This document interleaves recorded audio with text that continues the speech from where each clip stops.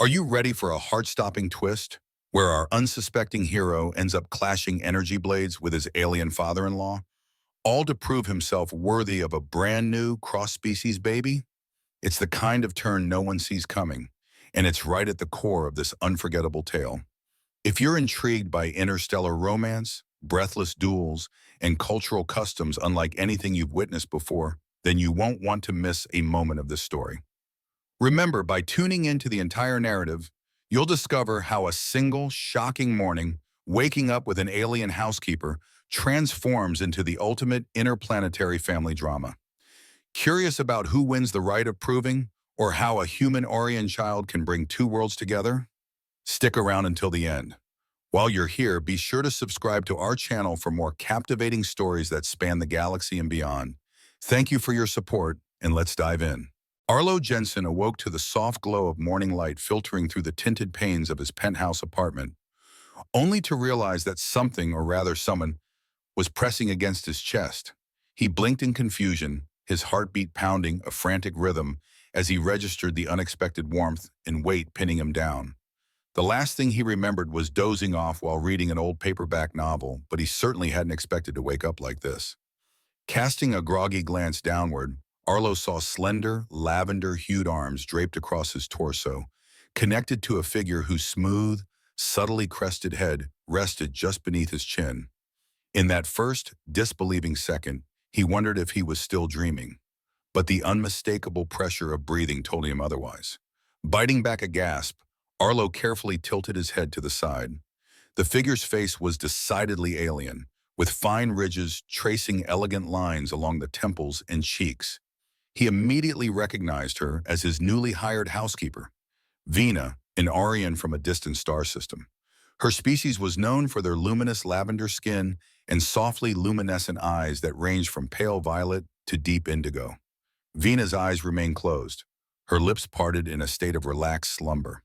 She had started working in his home just a few days ago, contracted through the Interstellar Homemaker Alliance that specialized in placing alien staff with human employers.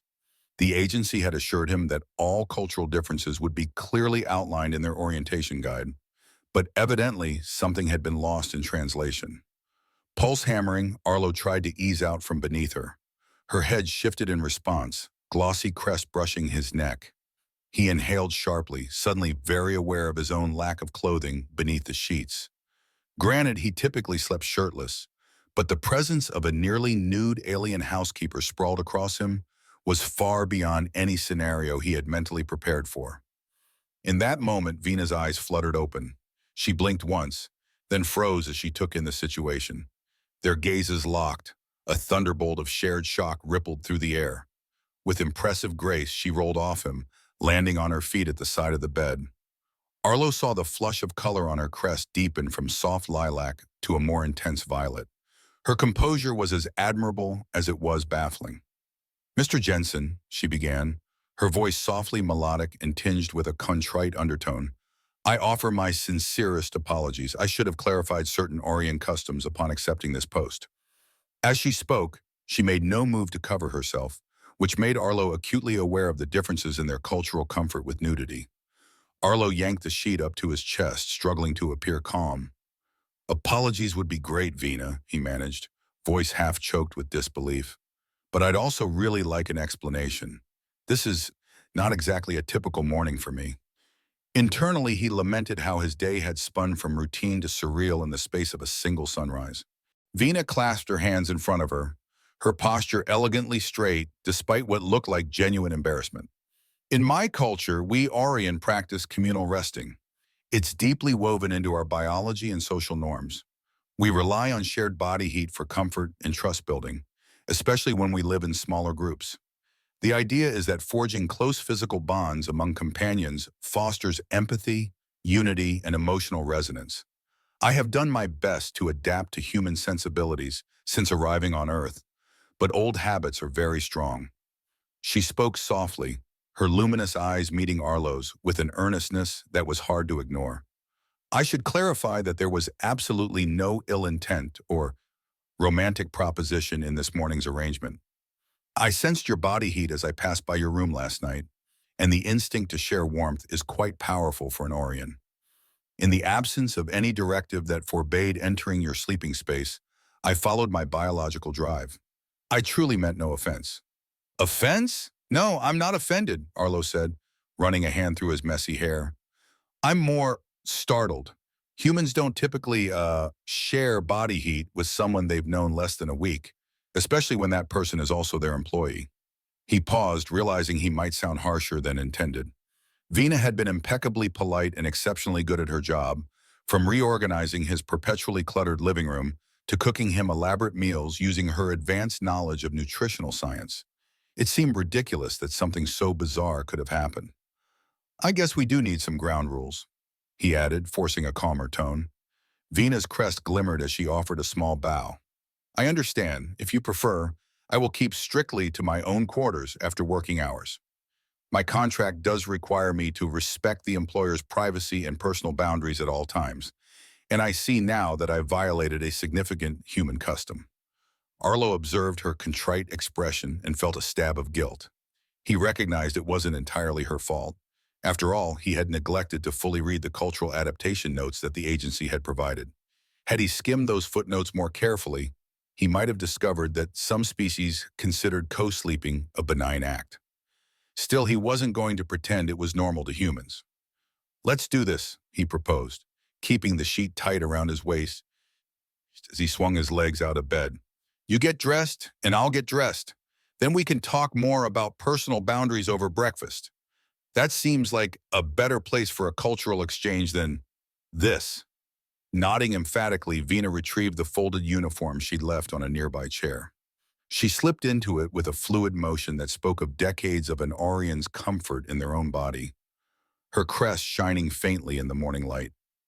Despite the awkwardness of the situation, Arlo couldn't help but notice how easily she moved, like a dancer, all smooth lines and quiet confidence. But he shook the thought from his head. There were more pressing issues to address than Vina's grace, like ensuring no more unexpected bed sharing would occur. After a quick shower and a change into worn-in jeans and a loose t-shirt, Arlo made his way to the kitchen, a sleek, modern space that had been carefully designed with black granite countertops, stainless steel appliances, and under-cabinet lighting. The aromatic smell of something sweet on the griddle reminded him that Vina had quickly picked up human cooking styles.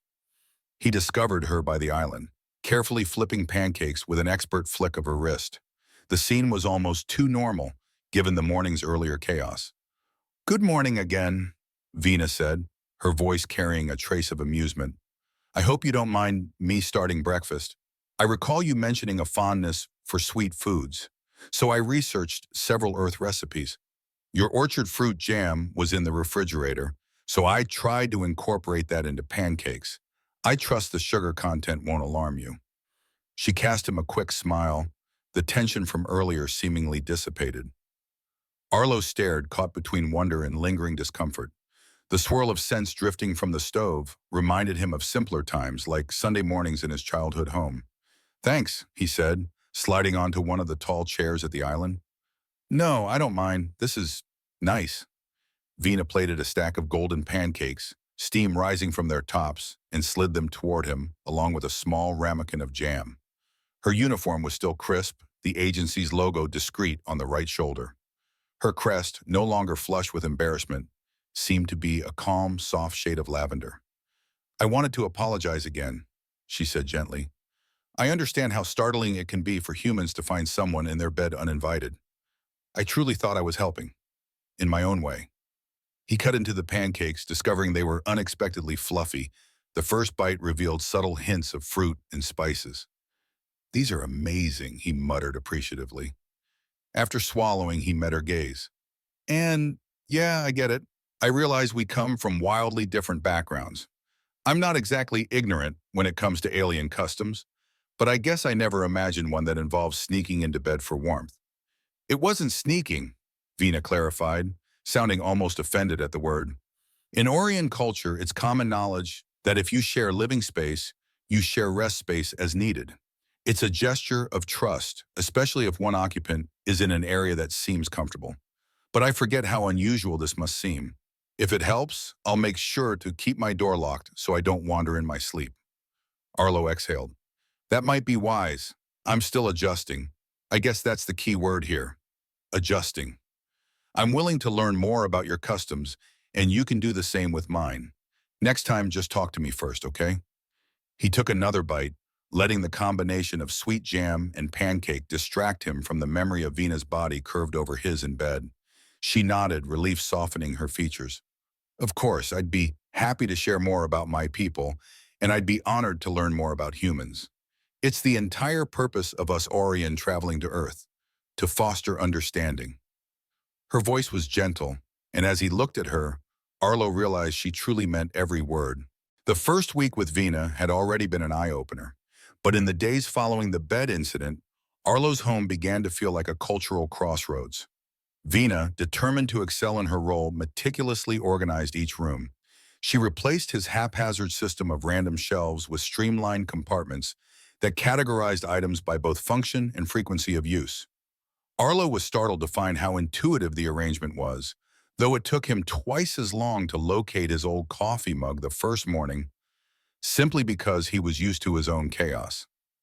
He also noticed how Vina quietly absorbed everything, from the clothes he wore most often to the subtle shift in his mood when he came home exhausted. She had an almost uncanny knack for bringing him a steaming cup of herbal tea, an Orion concoction, if she sensed he was stressed, or adjusting the lighting in his workspace if she detected the slightest glare. Arlo might have found it overbearing if she didn't handle it all so gently. Instead, it felt like a caring presence had blossomed in his apartment. Occasionally, however, she still demonstrated her people's unique habits in ways that startled him. On more than one evening, Arlo caught her humming in the corridor outside his door. When he asked why, Vina explained that Orion's senses linked their emotional states with harmonic tones. Humming was a calming practice, a way to cleanse residual tension. She was used to living communally, so existing in near silence felt unnatural to her. Arlo, who often thrived on having a quiet space after a hectic day, found the humming oddly soothing once he realized its purpose. Amid the blossoming sense of comfort, the memory of waking up with Vina pressed against him lingered. While it initially spurred embarrassment and confusion, it soon gave way to introspection. Why did her closeness remain so vivid in his mind? Was it purely because of the shock of an unfamiliar custom, or something deeper? He pushed the thought aside each time it arose, telling himself he was just curious about cultural differences. Still, he couldn't entirely banish the image of her crest brushing his collarbone. At the same time, he noticed Vina seemed to regard him with a hint of curiosity. More than once, he found her gaze lingering a beat longer than expected, especially when he was dressed casually, like in a tank top for a home workout. Arlo told himself it was just her Orion empathy. Her species was known for heightened emotional sensitivity. Maybe it was normal for her to be hyper-aware of his presence. And yet, part of him, an admittedly intrigued part, wondered if she was struggling with more than just professional boundaries. And so the tension simmered, innocently enough. Neither of them discussed the morning they'd first woken up tangled together, but Arlo had a feeling it was on both of their minds. It was only a matter of time before the underlying currents would need addressing in a more open conversation. Arlo's chance to broach the subject arrived on a Saturday morning, exactly a week after the fateful co-sleeping event. He'd planned a day off, a rare luxury in his usually busy schedule as a freelance technology consultant. He found Vina in the living room, reorganizing some decorative sculptures he'd accumulated during his travels, small souvenirs from far-flung human colonies, and even a couple from alien worlds. She was polishing a slender chrome statuette of a dancing figure from a Mars-based artisan, her lavender fingers moving with efficient precision. "Hey," Arlo said, placing a hand on the back of the plush couch. "You got a moment to chat?" "Of course, Mr. Jensen." She paused. "I mean, Arlo, I'm trying to remember our arrangement about first names." She looked at him with a tentative smile. He returned the smile, gesturing for her to sit. "Yeah, first names are fine. I appreciate the professionalism, but it's getting a bit weird if you keep calling me Mr. Jensen and also bring me tea in bed when I'm sick. That might be too formal for people who share the same roof." Once they were both seated, Vina folded her hands in her lap, crest flickering softly. Arlo recognized the signs of her anticipation, an almost imperceptible tremor along the crest's ridges. Orion physiology wasn't something he was an expert in, but he was learning to pick up on small cues. She was definitely curious about what he wanted to talk about. I know you've apologized already, he began, but let's chat about it anyway so we can avoid future misunderstandings. You mentioned that for your people, sharing a resting space is a sign of trust, right? She nodded. That's correct. It stems from our evolutionary history. Orion homeworlds can have harsh environments, so communal sleeping was essential for survival.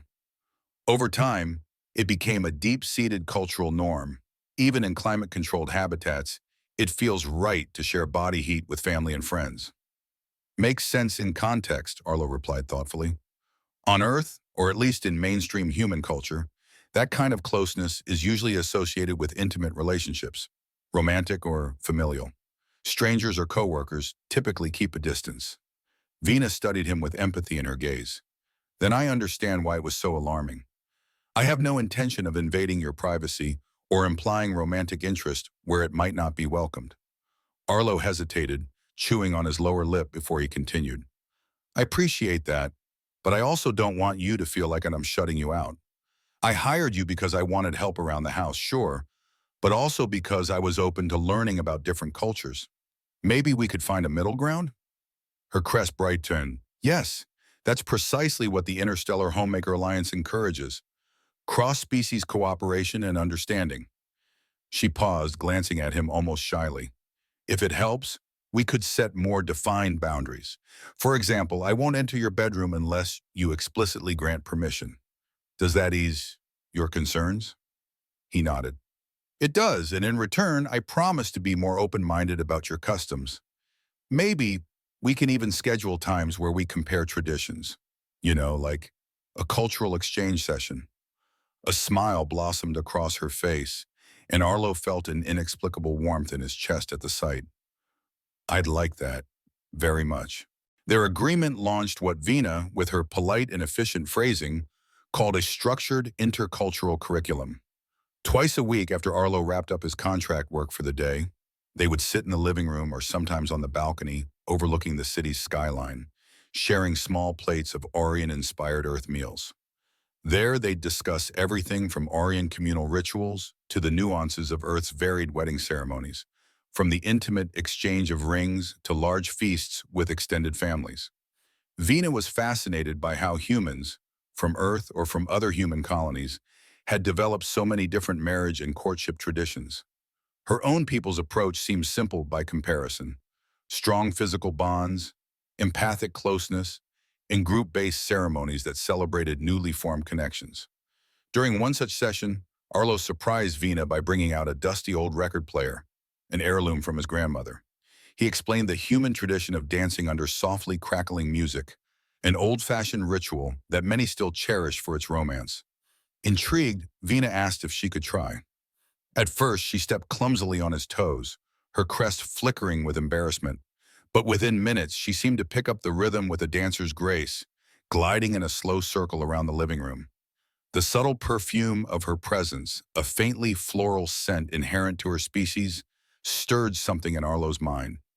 An awareness that he was indeed dancing with an alien who, just weeks ago, had inadvertently given him the shock of his life.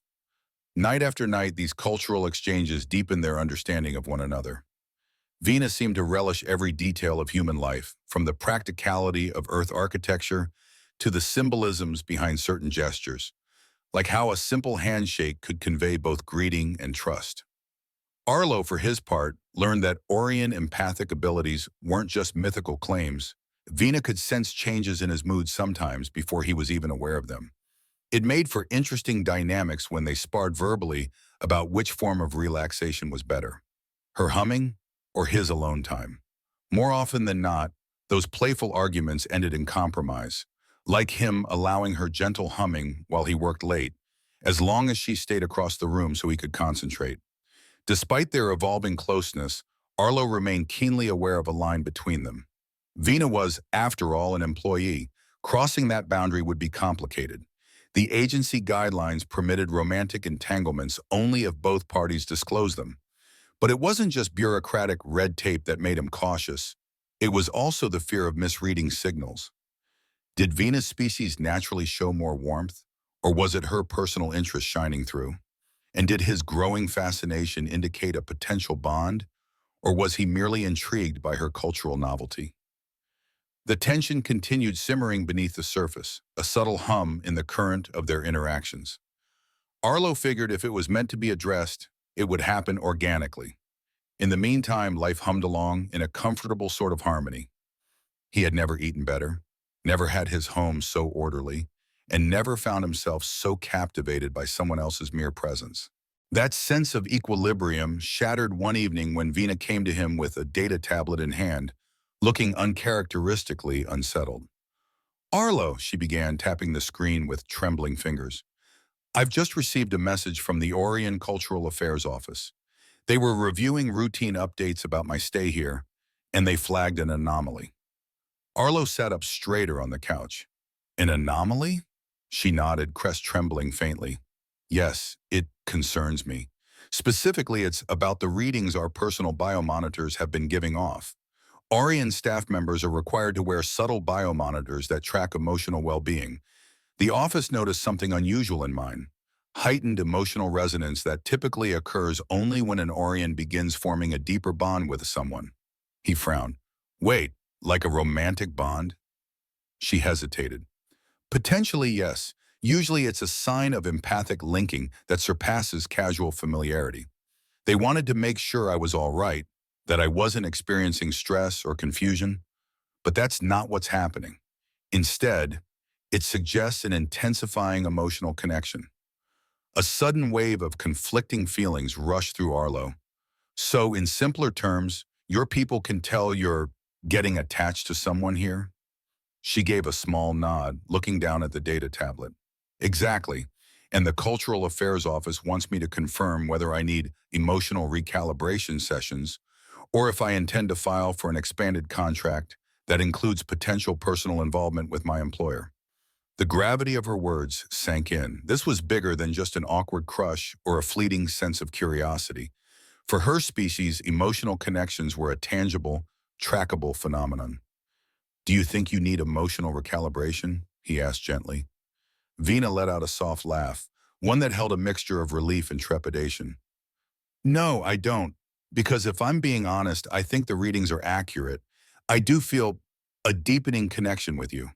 But I also realize how messy this could become. Our arrangement started as me working for you. I don't want to jeopardize that or overstep any boundaries that would make you uncomfortable. Silence, thick and charged, hovered between them. A flurry of thoughts raced through Arlo's mind, the agency's policy, Vina's cultural norms, his own growing feelings. He exhaled slowly, meeting her gaze. Let's not run away from the truth here. I can't pretend I haven't felt something changing between us. But I also don't want either of us to rush into a situation we might regret. Maybe the best step is for us to keep talking, honestly and openly.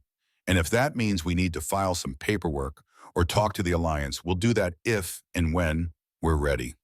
Vina's tense posture relaxed slightly and her crest smoothed out. That sounds fair, Arlo. Thank you for handling this with patience. I appreciate your willingness to embrace complexities rather than run from them. She placed the tablet on the coffee table and took a seat beside him. In that moment, words weren't necessary. They sat in a delicate understanding that something was indeed growing between them, something they would have to navigate with care. A few days after the unsettling revelation about Vina's emotional biomonitor data, Arlo found himself feeling uncharacteristically restless. He had just finished a remote consultation for a new technology startup, something that should have left him satisfied and ready for a break. Yet his focus kept drifting to thoughts of Vina. Throughout the day, he caught himself replaying their last conversation, particularly the moment they both admitted that something was growing between them. It was like an itch he couldn't quite scratch, leaving him simultaneously excited and uneasy. Vina, meanwhile, handled her tasks with professional efficiency, if a bit more caution than usual. Arlo noticed she kept a respectful distance, as though giving him space to process his emotions. Despite that, her empathic abilities were always at work. If he so much as sighed at the computer screen, she'd appear with a steaming mug of Orion calming tea, politely leaving it by his elbow before retreating again. The tension was palpable, but neither seemed ready to cross the line into a full, unrestrained talk about what they really wanted. So when Vanna tentatively suggested a small outdoor excursion to help them unwind, Arlo jumped at the opportunity. "I've been studying Earth's social customs," she explained. "A favorite human pastime appears to be picnicking. I was hoping we could try it together if you're free." "Sure," Arlo replied, relieved at the prospect of getting out of the apartment. His building had a private rooftop garden, an oasis of greenery overlooking the city's skyline. Normally, only residents with top-floor passes ventured there, but Arlo's penthouse gave him unlimited access. He gathered a few supplies in a basket while Vina prepared a spread of earth food infused with light Orient spices. Less than an hour later, they were seated on a soft blanket in a secluded nook of the rooftop. Potted trees swayed in the gentle breeze, and from the edge of the parapet, one could see a panorama of skyscrapers and sky lanes teeming with hover vehicles. Vina had arranged small containers of fruit, assorted savory pastries, and her homemade sauce, slightly sweet, with a purple hue that hinted at exotic ingredients. "This might be my new favorite spot," Vina murmured, looking out over the city. "Even with all the technology and bustle down there, it feels peaceful up here." Her lavender skin glowed under the sunlight, and her crest twitched in a way Arlo had come to recognize as relaxed contentment. "Yeah, it's my go-to place when I need a break." He popped a berry in his mouth. "Usually I come up here alone. It's nice to share it with someone." They ate in companionable silence at first. Birds soared overhead, occasionally perching on the rooftop's edges.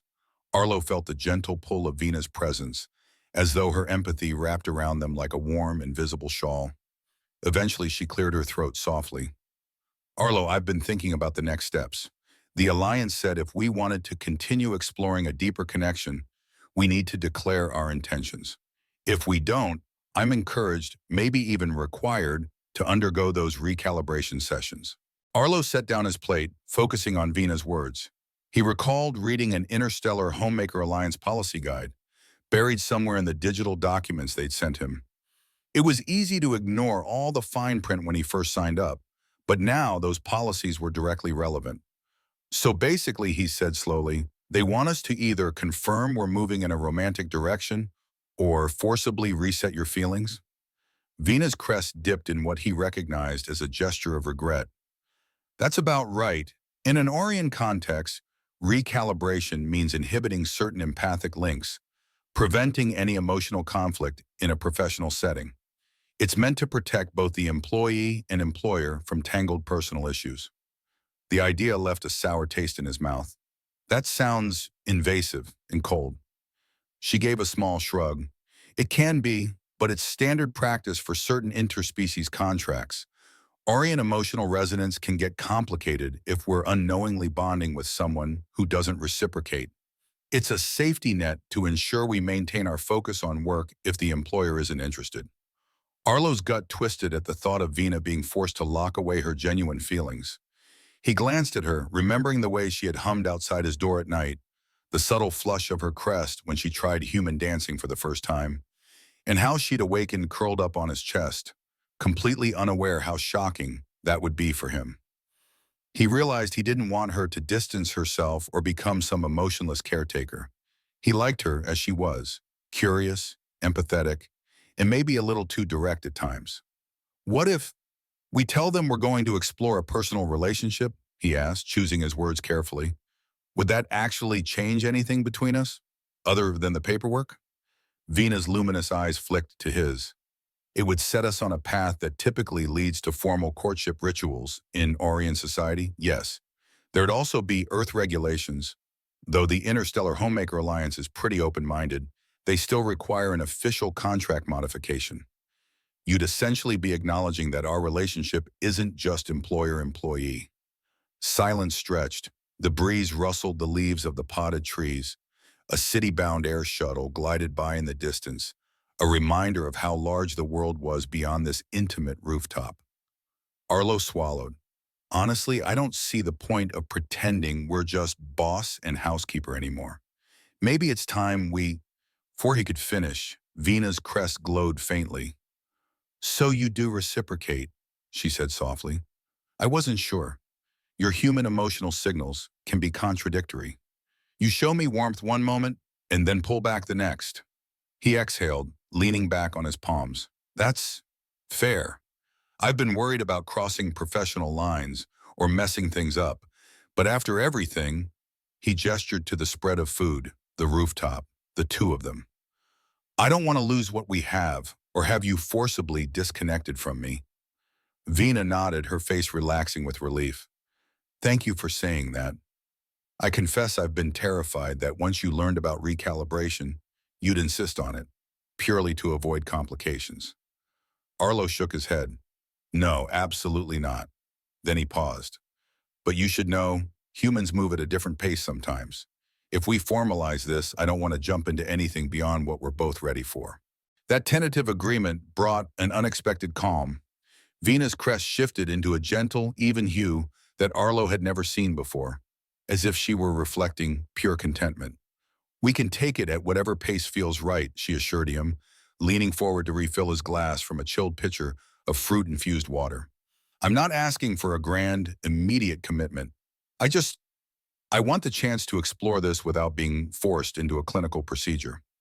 They shared a small toast, although the occasion was more whispered emotion than any pomp, and then moved on to lighter conversation. It was a relief to discuss the everyday details, how Vina had managed to replicate an Orion staple bread with earth flowers, or how Arlo was reconfiguring a new client's cybersecurity system.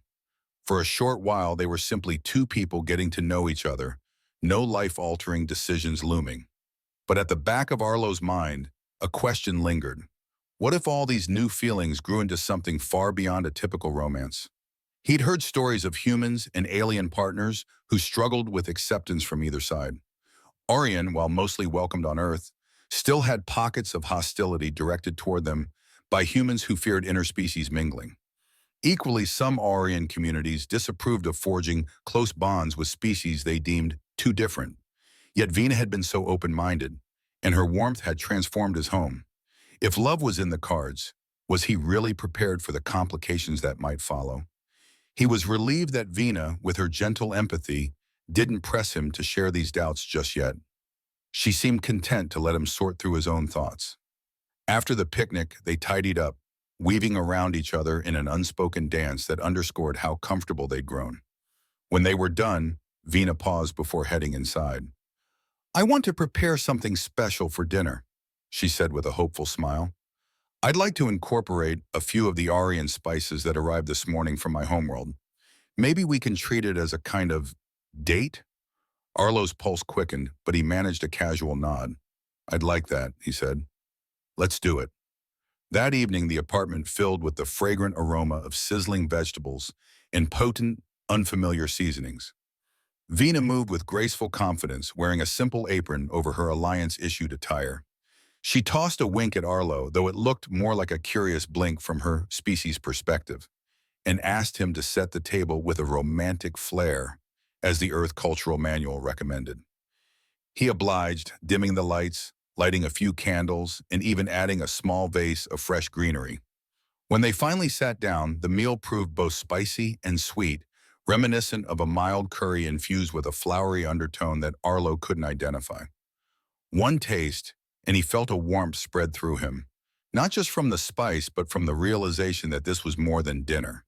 It was the first official step onto a path they'd barely begun to chart. A week later, they found themselves in an entirely different setting, the front lobby of the Interstellar Homemaker Alliance's local office. The building was sleek, built from polished steel and transparent panels that offered glimpses of the city streets outside.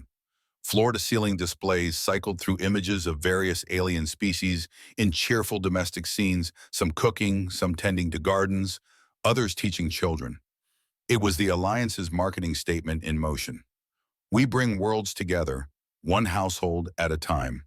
Arlo and Vina were there to finalize the expanded contract that would permit a personal relationship within the bounds of Alliance guidelines. Vina fiddled with the cuff of her jacket, a sign of nerves that he'd learned to read over the past weeks. Our liaison officer should be Mrs. Jinto, she explained in a hushed voice, scanning the waiting area. She handles cross-species transitions. I've only exchanged data messages with her, never met in person. Arlo offered a reassuring smile. Whatever they want us to sign, I'm sure we'll manage. In truth, his own stomach was doing flips. Part of him still couldn't believe how quickly his life had changed. He was about to sign official papers recognizing that he was forging a personal bond with someone who was originally hired as his housekeeper. An alien housekeeper, no less. Yet, in the swirl of it all, it felt strangely right. They didn't have to wait long. A small, round-faced woman with bright eyes and a name tag that read Gintu approached. "Vina, Mr. Jensen, I'm so pleased to meet you both." She gave a polite bow, then beckoned them to follow her down a corridor. "Come, let's find a quieter office to talk." In her office, a cozy space decorated with potted plants and a few holographic ornaments. Mrs. Ginto offered them seats and launched into a well-rehearsed explanation of the Alliance's policies.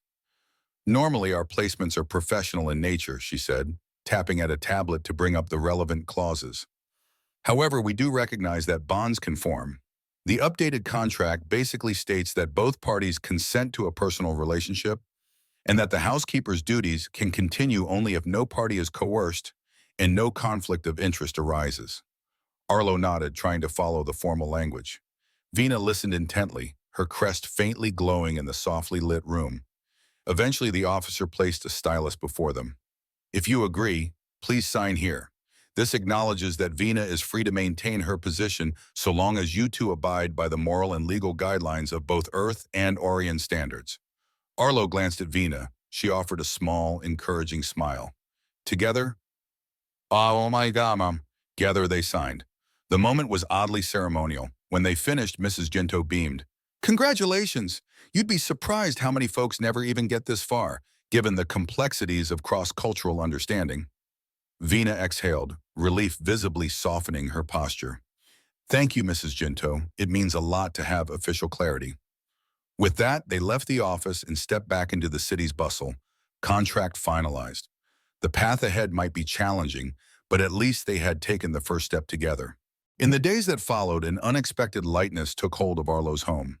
With their contract amended and their mutual attraction acknowledged, Vina seemed happier, even playful.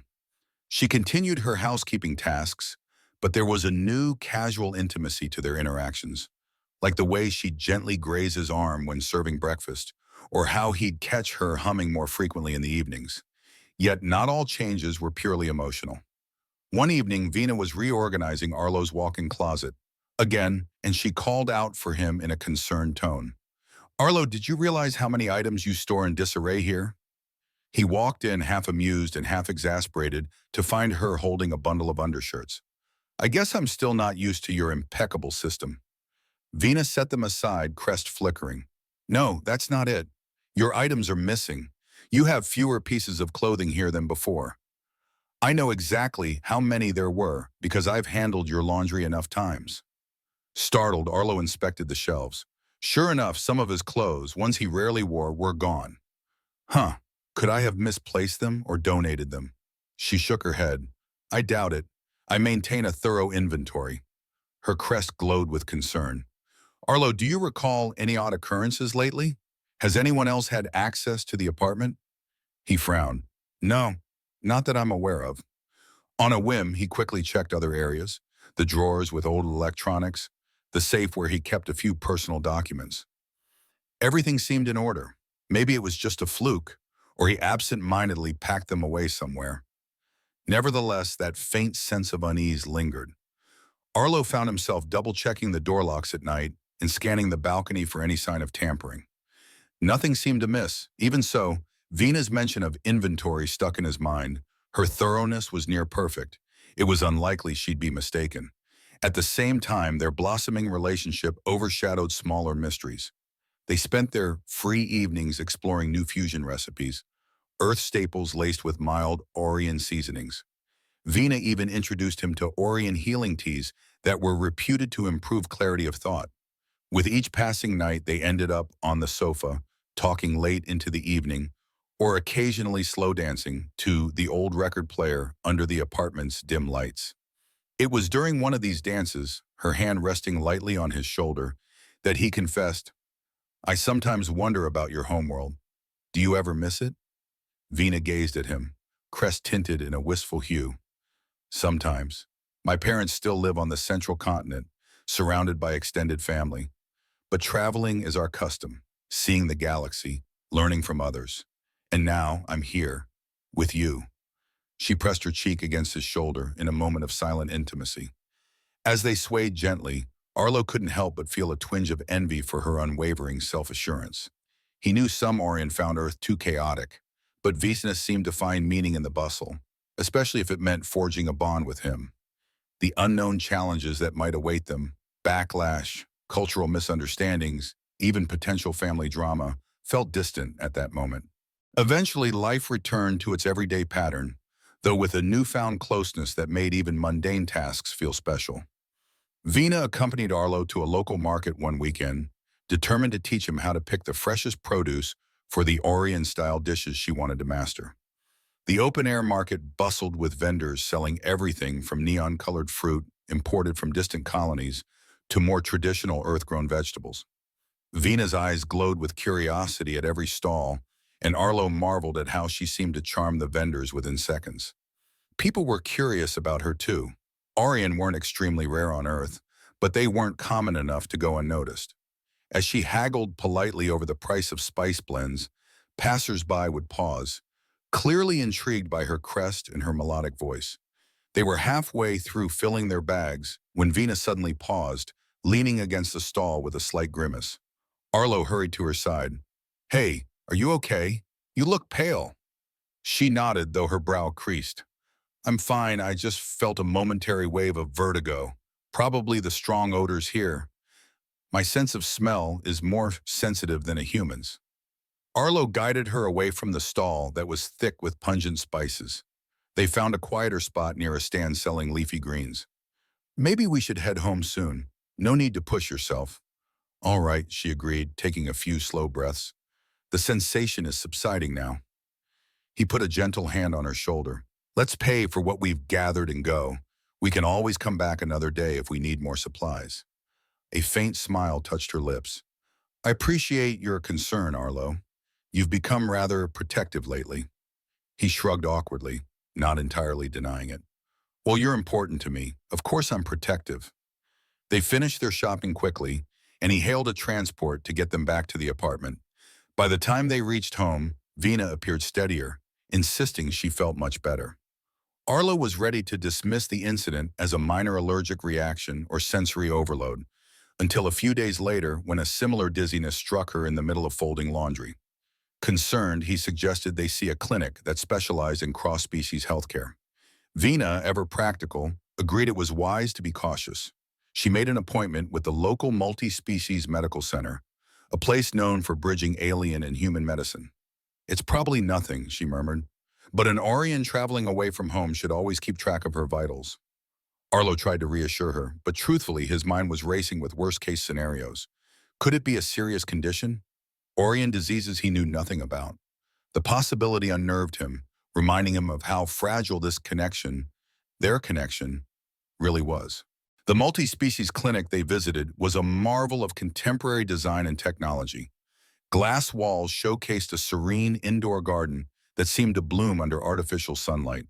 A spectrum of different beings waited in the reception area: humans, a few reptilian zensh, and even a tall, insectoid coral who had multiple arms and softly buzzing wings. It was a testament to the complex tapestry of life that had converged on Earth. The moment they approached the reception desk, a cheerful nurse scanned Vina's identification.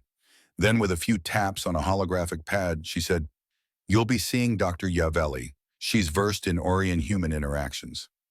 Arlo felt a lump form in his throat at the phrase Orion-human interactions. He knew it was standard procedure for cross-species couples to have specialized care if medical issues arose. Yet hearing it voiced so matter-of-factly made him realize just how significant their relationship was from a broader perspective. They were led to a small exam room outfitted with advanced scanning equipment. Dr. Yavelli, a woman with neatly braided hair and a calm demeanor, entered with a professional but warm smile. "Vina, Arlo, good to meet you both. Let's see what we can find out." Vina described her symptoms, explaining the waves of dizziness and occasional bouts of sudden fatigue. Dr. Yavelli nodded, performing a series of scans with a handheld device that beeped and flashed as it moved over Vina's crest, chest, and abdomen. Arlo hovered at the edge, anxiety twisting his insides. After several moments, Derdevelli's brow furrowed slightly in an expression of surprise. She cleared her throat, then checked the readings on a larger screen. Vina, I'm picking up some highly unusual hormonal markers. These are typically associated with Orion gestational changes, but you're living with a human partner, correct? Silence fell. Arlo felt his brain stutter in disbelief. Gestational changes? That sounded like pregnancy, but that had to be impossible, right? Vina's crest flared and she managed a shaking whisper. Yes, Arlo is my partner, but we didn't think that cross-species. She trailed off, speechless. The doctor exhaled softly. In most cases, Orion human conception is extremely rare, but not unheard of. Genetic compatibility depends on a host of factors. Your scans suggest that, improbable as it might be, you are carrying a developing embryo. Congratulations, or I'm sorry for the shock. Arlo sank onto the small chair, his mind spinning with 100 thoughts at once. Vina pregnant? With his child? He glanced at her, expecting panic, but saw an indescribable array of emotions flickering across her face. But how far along? He managed. Dr. Yavelli gestured to a holographic display of Vina's internal scan. Orion gestation progresses differently than human pregnancies. It appears you're at an early stage, maybe 3 or 4 weeks in Earth terms. However, Orion embryonic growth can accelerate once compatibility is established. You'll likely experience rapid changes in the coming weeks. Vina blinked, trying to absorb the news. This is such a surprise. We never even... She took a breath, turning to Arlo with wide, shining eyes. Arlo! He gathered his composure enough to wrap an arm around her shoulders, his own heart pounding like a drum. I'm stunned, he admitted truthfully. But I'm here. We'll figure this out. Together. Vina's discovery that she was pregnant by her human partner, Arlo, might have been unexpected, but it ushered in a whirlwind of new considerations and rapid planning. Over the next 24 hours, they found themselves peppered with advice from Dr. Yavelli, who repeatedly emphasized how swiftly Orion gestations could proceed once triggered by compatible genetic markers. Typically, Orion pregnancies can last as little as 6 to 8 Earth weeks after conception, she told them, scanning through the medical data. You may feel like you've skipped entire steps that humans normally go through. Arlo and Vina spent several nights huddled over research files, gleaning any information they could find about cross-species pregnancies. While Dr. Yavelli had assured them that it was rare but not impossible, the historical records offered few clear precedents. The handful of documented Orion human pregnancies featured widely varying outcomes, but most suggested that the baby would likely inherit empathic sensitivity and might even display a partial crest formation, a physical trait from Vina's people. Amid the surge of medical preparations, Vina realized they'd have to inform her family back on the Orion homeworld. Although she'd left years ago to pursue her cultural exchange vocation, her parents still maintained strong traditions about family lineage and child-rearing customs. My mother, Madame Rena, can be intense, Vina confessed, crest flushing anxiously. My father, High Counselor Zoran, has authority over many Orion communal rites. If he finds out I'm pregnant without completing the official family rituals, there's no telling how they'll react. The reaction came sooner than either of them anticipated. Within a day of Vienna filing the required medical updates to the Orion database, her communicator pinged with an incoming high-priority message. The display flickered to life, revealing the simultaneously stern and elegant face of her father. His crest, a regal sweep of pale blue with silver flecks, rippled dramatically. Daughter, he intoned, we have detected a cross-species pregnancy in your biometrics. Your mother and I are en route to Earth aboard the Radiant Crescent. We will perform the necessary blessings as Orion tradition demands. Vina exchanged a worried glance with Arlo. She knew precisely what necessary blessings entailed. Her father would expect her human partner to undergo the rite of proving, a ceremonial test to demonstrate his worthiness to join the family line. Traditionally, that included ritual combat with energy blades in a series of empathic trials designed to test a prospective mate's emotional fortitude. Vina had presumed she could bypass such archaic practices by living on Earth, But her father's stance was resolute. "We can't deny them," she whispered once the transmission ended. "Among the Aryan, the right of proving is paramount for ensuring a child's extended family is strong and prepared." Arlo felt a jolt of apprehension. He remembered the moment he first learned about Aryan co-sleeping customs. He'd been clueless. Now he was about to face something far beyond the realm of an innocent misunderstanding. "If it's important to them," he said slowly, "then I'll do it. We'll figure it out, right?" Vina took a deep breath, placing a hand protectively over her abdomen. Her crest flickered between anxiety and gratitude. "We don't really have a choice," she said, voice trembling. "I'm just sorry you have to jump through such dramatic hoops to prove yourself." Just over 8 hours later, Vina's parents arrived on Earth with a speed that left Arlo reeling. The Radiant Crescent was an advanced Orient vessel capable of bending space-time in short bursts, significantly cutting transit time. Early in the morning, Arlo and Vina stood on a private landing platform just outside the city, scanning the skyline for any sign of the incoming craft. Dawn still lit the horizon in rosy hues when a sleek silver ship descended, its hull reflecting the rising sun in prismatic colors. A hatch opened, and out stepped Counselor Zoran, tall, imposing, and dressed in formal Orient ceremonial garments. His crest was more elaborate than Vina had described, marked by faint silver lines that signified high status. Following close behind was Madame Rena, smaller in stature but exuding a poised, intense energy. Her crest shimmered with pearlescent undertones that matched the patterned accents on her traditional robes. "Daughter," Zoran called, stepping toward Vina with arms outstretched. His expression was the epitome of paternal pride mixed with stern expectation. Vina hurried forward, crest quivering in a familial greeting that involved a gentle press of foreheads, a gesture Arlo recognized as a sign of deep respect. After a brief reunion, Soren turned to regard Arlo, his gaze piercing. "So," he said, voice resonating with the calm authority of someone who'd overseen numerous formalities, "you are the human responsible for giving us a grandchild?" Arlo swallowed, offering a polite bow. "I'm Arlo Jensen, sir. It's good to meet you." "Father," Vina interjected, "please remember that Earth greetings don't always involve empathic scanning at first contact." She glanced pointedly at her father's glowing crest, which was indeed emanating a subtle empathic wave that made Arlo feel momentarily lightheaded. Zoran made a noise that might have been amusement or disapproval. Arlo couldn't tell which. "Yes, well, we have no time to lose. The rite of proving must occur before this child's primary crest development begins." Madame Rena joined them, her tone more diplomatic but no less firm. "You have just a few days, Arlo, to prepare. The first stage will test your skill with an Aryan energy blade. The second stage examines whether you can synchronize your emotional frequency with Vina's and, by extension, the developing child's. We will hold the final stage, the union of bloodlines, once you have passed the combat." Arlo felt a wave of anxiety grip his chest. Vina caught his eye, stepping closer to offer silent support.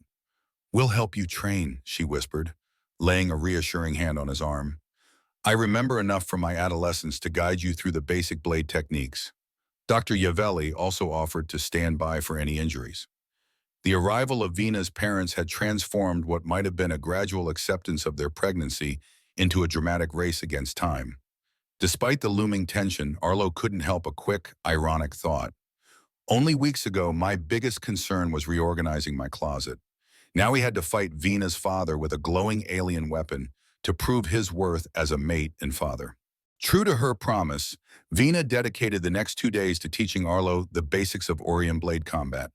The energy blade itself appeared as a sleek, metallic hilt embedded with an iridescent crystal. Once activated, it emitted a curved beam of violet light that crackled with restrained power. The training took place in the open floor space of Arlo's penthouse, where furniture was pushed against walls and any fragile items were moved to safety. Vina demonstrated a series of foot placements and defensive postures. "Orient technique focuses on fluidity rather than raw force," she explained, adjusting Arlo's stance by lightly tapping his elbows and shoulders. "Each swing should flow into the next. If you try to push or muscle your way through it like some archaic earth sword fight, you'll lose." Arlo tried to mirror her movements, but controlling the energy blade felt unwieldy at first. The humming glow demanded precise control, and his attempts often ended with the blade flickering precariously close to the floor or furniture. Vina, however, remained patient, guiding his arms until he found a more balanced center of gravity. Throughout these lessons, he was keenly aware that Vina's pregnancy advanced in leaps. Dr. Yavelli's periodic scans indicated the fetus was developing a rudimentary crest structure, and Vina's empathic sensitivity seemed to intensify. She occasionally winced or paused mid-training to place a hand over her stomach, as though registering internal sensations Arlo could only guess at. He found himself torn between learning how to battle her father and worrying for Vina's health. Despite the emotional whirlwind, they shared a few tender moments that offered glimpses of normalcy. Late one evening after a taxing training session, Vina sat with Arlo on the balcony overlooking the city.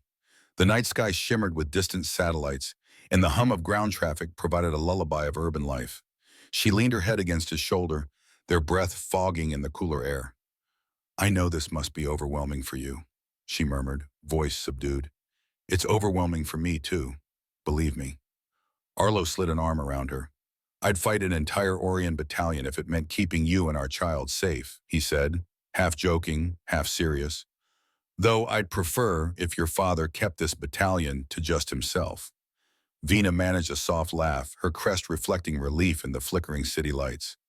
"I can't promise he'll go easy on you, but I can promise he won't aim to kill. Among our people, it's more a test of resolve than a true fight to the death." "I'll take whatever small reassurance I can get," Arlo replied wryly.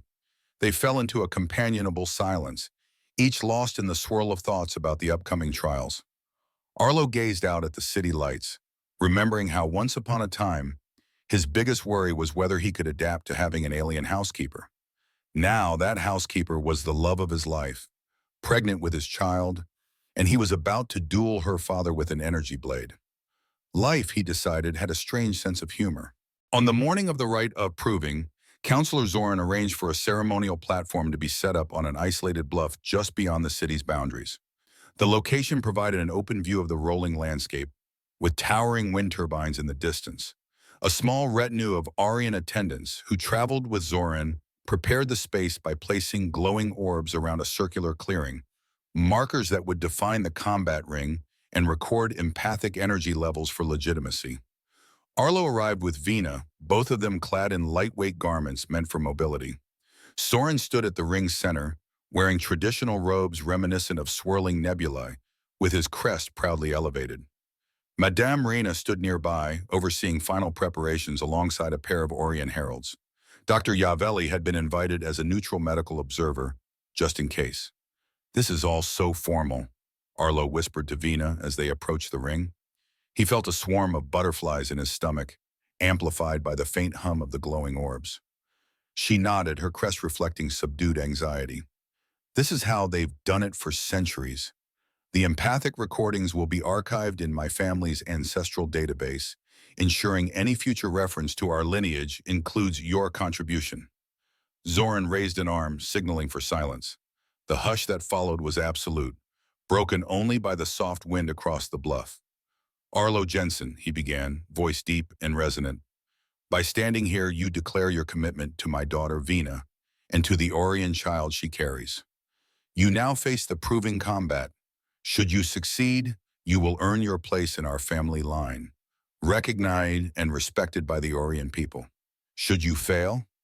Madame Rena interjected smoothly, "We'll cross that bridge if we come to it. Let the trial begin." The formality rattled Arlo's nerves, but he gripped the hilt of the energy blade Vina had given him. In a synchronized motion, Zoran activated his own blade, a shimmering crescent of deep indigo light. Arlo did the same, summoning a violet beam that hummed with an undercurrent of power. Soren launched the first strike, a swift arc that Arlo barely managed to parry. The clash of energy rang through the ring, sending sparks of light scattering across the field. Arlo recalled Vina's training: flow, don't force. He pivoted, letting the momentum guide his blade into a defensive spiral that absorbed Zoran's next attack. "Impressive," Zoran muttered, eyes narrowed. "Vina taught you well." Arlo pressed his advantage with a series of careful strikes, each time trying to stay fluid rather than brute force his way through.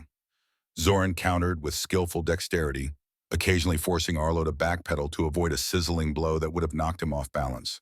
Sweat beaded on Arlo's forehead, and his arms began to tire. Yet he sensed a faint undercurrent of emotional support, Vina's empathic presence guiding him. It felt as though she stood right behind him, helping him predict where her father's blade would come next. A swirl of empathy by him, combined with the physical training, sustained Arlo through each demanding exchange. The duel wore on, arcs of colored light illuminating the circle in a radiant dance. In the stands, Madame Renina and Vina watched intently, while the Orient attendants recorded data on their tablets.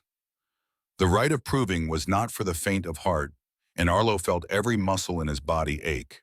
Just when Arlo feared his stamina might fail, he caught a fleeting opening in Zoran's stance. Summoning his remaining strength, Arlo swung his blade in a wide, spiraling pattern, the same move Vina had drilled into him a dozen times, and disarmed Zoran's weapon with a well-timed flick. Zoran's energy blade fell from his grasp, fizzling into silence before it hit the ground. Silence settled over the bluff. Arlo stood, chest heaving, still holding his glowing blade inches from Zoran's disarmed hand. He expected immediate retaliation, or perhaps a furious rebuke for his audacity. Instead, the High Counselor's expression cracked into something akin to pride. "Well done," Zoran intoned, lifting his hands in a gesture of surrender. "You've proven your skill and your determination." A wave of relief crashed through Arlo so powerfully that he nearly sank to his knees.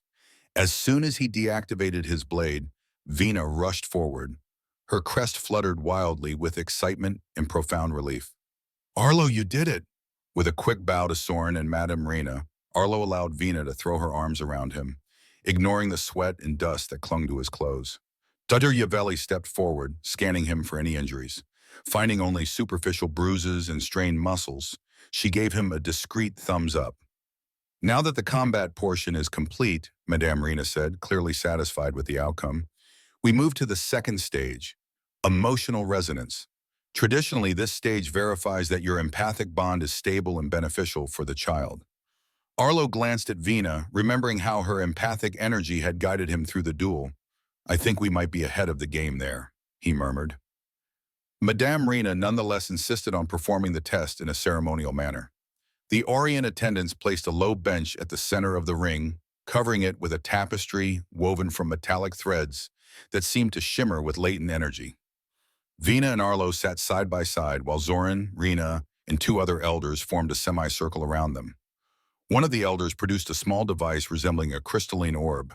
She pressed it, and the orb emitted soft pulses of light that corresponded to empathic frequencies. "Focus on each other," the elder instructed. "Let your shared feelings for this unborn child shape the resonance." Vina squeezed Arlo's hand, taking a deep breath. He closed his eyes, recalling the wave of sensation he felt while training. Slowly, the orb in front of them glowed in response to their emotions. A gentle, pulsating aura that cycled from warm gold to soft lavender. A distant chime echoed through the ring, as if the device approved of the synergy. Soren nodded in approval, though he kept his dignified composure. "This bond is strong, stronger than I expected, in fact." He glanced at Vina, his crest shimmering with fatherly pride. "Our lineage welcomes it." Madame Rena's face softened, and she clasped her hands. "Then only the final stage remains, the union of bloodlines and the blessing of new life. Given how rapidly Vina's pregnancy is advancing, we should conduct it soon, ideally before the next Earth-Moon cycle ends." As it turned out, soon meant immediately. That evening, back at Arlo's penthouse, Vina experienced a sudden rush of contractions, weeks ahead of what a typical human timeline would suggest, but right on the schedule for a swiftly progressing Orient gestation. One moment, she was calmly sipping water while discussing the next steps with her parents. The next, she doubled over, crest pulsing urgently. Arlo's pulse skyrocketed. "Vina, are you—" She gave him a pained nod. "The baby. It's happening now." Panic sparked through him, but Dr. Yavelli, who had joined them after the rite of proving, quickly took command. "We need a secure, quiet space. Orient births can require specific empathic alignments." She directed Vina to lie down on a prepared bed in Arlo's main living area, where they'd hastily arranged clean sheets and pillows. Counselor Zoran and Madame Rena exchanged glances. Then the blessing of new life must be performed here, Rena declared, her tone decisive. We can't wait any longer. In hurried but practiced motions, Rena and Zoran retrieved ceremonial objects from their travel cases, glowing crystals and small, vial-like containers of shimmering liquid. They positioned them around Vena's makeshift bed, creating a ring of soft luminescence that pulsed in time with Vena's labored breathing.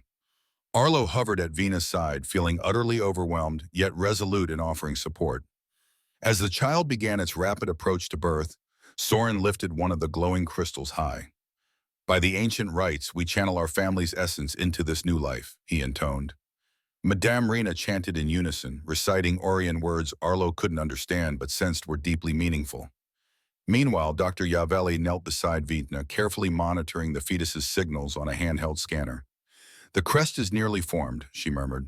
The empathic pulses are strong, remarkably so, even for an Orion child.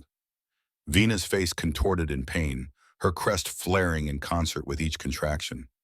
Arlo, she gasped, reaching for him. He clasped her hand, leaning in, determined to keep her calm. A spark of empathic warmth ignited between them, more powerful than anything he'd felt before. He sensed Vina's emotions as tangibly as his own. Excitement, fear, and a fierce protectiveness for the tiny life struggling to emerge. Her parents, still chanting, sent waves of familial empathy that merged into this glowing tapestry of feeling. Arlo found himself contributing too, his unwavering resolve and love for Vina, which resonated through the empathic field like a steady bass note. Then, with a final gasp, Vina gave one last push. A flash of violet light momentarily blinded everyone in the room. Arlo blinked rapidly, fighting the dazzle. When his vision cleared, he saw Dr. Yavelli cradling a small, crying infant whose skin bore a soft, pale hue, tinted with the faintest lavender undertone. The baby's crest, though miniature, was visible around the crown of the head, delicate ridges shimmering with newborn luminosity. The rush of relief and awe that slammed into Arlo nearly knocked him to his knees. The baby's cries, a perfect blend of human and Orion vocal tones, echoed in the living area. Vina lay back, catching her breath, tears streaking down her cheeks as Dr. Yavelli placed the child gently in her arms. Arlo moved closer, heart pounding. Their newborn son's eyes flicked open, revealing an otherworldly shade of blue lavender that seemed to hold galaxies within. Vina's crest glowed softly, and Arlo felt a tidal wave of affection welling up, stronger than anything he'd known. In that moment, the rest of the world seemed to fall away. No more formal rites, no more looming tensions.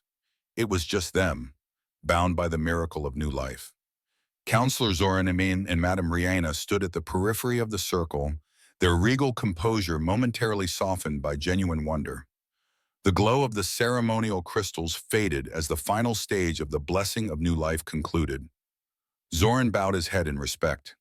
Your child carries the essence of both our line and yours, Arlo Jensen, he pronounced, voice resonating with solemn pride.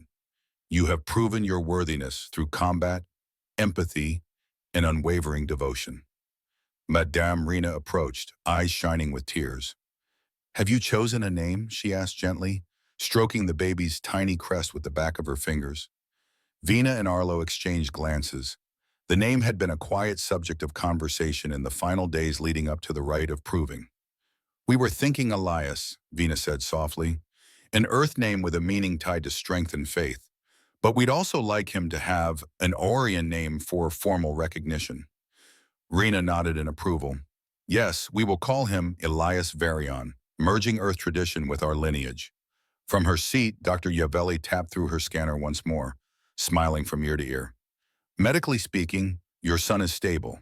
There's no sign of any genetic complications. In fact, his readings suggest an unusually harmonious blend of both species.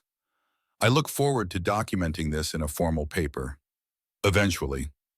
She paused, seeing the exasperated look on Arlo's face.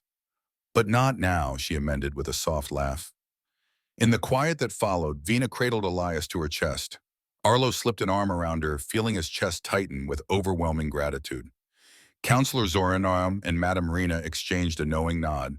While they might still have more customs or ceremonies to complete, the child's safe arrival had put the most critical matter to rest. The tension of the right of proving gave way to a sense of familial unity that transcended differences in homeworlds and traditions.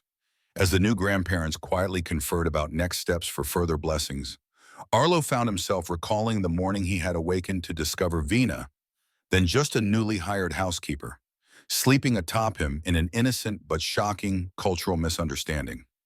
That singular moment had set them on a path he couldn't have predicted in his wildest dreams. Looking at Vina now, her expression a mixture of exhaustion and triumph, and at little Elias Varion, who squirmed softly in her arms, Arlo marveled at how drastically life could change. He leaned in to kiss Vina's forehead, his voice catching in his throat. "I never would have guessed," he murmured, "that the day I found you asleep on top of me would lead to this." She managed a gentle laugh, tears still shining in her eyes. "Neither would I," she admitted, "but I wouldn't change any of it for the universe." And in that moment, surrounded by Orion crystals, empathic warmth, and the soft cooing of their miraculous newborn, Arlo realized that what had begun as a bewildering cultural clash was, in fact, the greatest gift of his life. From a personal perspective, watching these characters embrace love, face down impossible challenges, and create a harmonious new family has been both thrilling and deeply moving. Their journey shows how open hearts and earnest communication can bridge not just cultural gaps, but entire star systems. By the end, we see a positive, hopeful vision of humanity's future alongside our interstellar neighbors, marked by empathy, courage, and genuine affection. Thank you so much for following this adventure. We'd love to hear your thoughts. Which moment struck you the most? Do you believe such bonds can reshape the universe, one family at a time? Let us know in the comments. Your insights make our community richer. Don't forget to subscribe so you never miss another exciting tale. Together, let's keep exploring amazing stories from all corners of the galaxy.